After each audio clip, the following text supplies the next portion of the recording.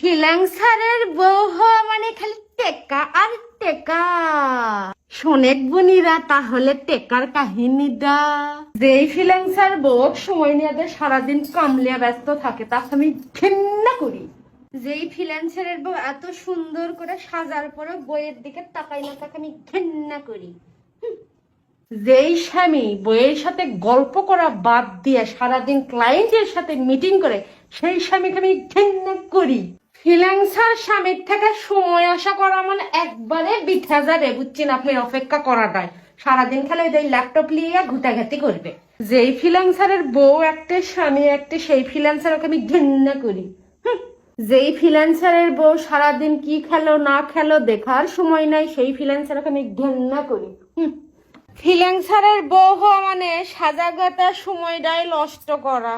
ফ্রিল্যান্সারের বউ হলে money bag ভর্তি খালি ইনকের টেকার ব্যালনি থাকবে, কিন্তু বইয়ের জন্য অনেক সময় থাকবে না। এলা টাকা পয়সা লিয়ে আর কি করবো যদি স্বামীটাই সময় না দেয়।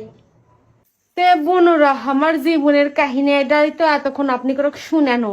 তে আপনি কেড়ে যদি ফ্রিল্যান্সারে বিয়া করার শখ জাগে তাহলে বিয়া করেনি।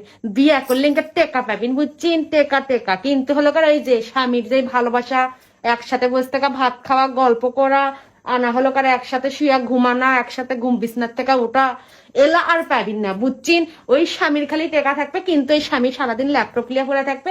আপনি যে এত সুন্দর করে সাজবেন, গল্প করবেন, কিছু করবেন, কোনো কাম দিয়া মনে করেন ওরকে ঢুকেই না। ওর করে খালি ওই যে বায়ারেরা, তারপরে হলো করে কারেন্ট এরা যা কন মেসেজ দিবে, ওরা খালি সেটা লিয়েই ব্যস্ত। মনে করেন তো সেই মাথা গরম হয়ে রাগ উঠে, বুঝছেন? কি আর করবো, রাগটা খালি কোনো রকমে কন্ট্রোল করে থই যে দেখি আমার স্বামীটা কদিন এলাকাম সারে। তে বুঝলেন তো ফ্রিল্যান্সারের বউ হলে কি কি নিয়ম কানুন মানা লাগবে।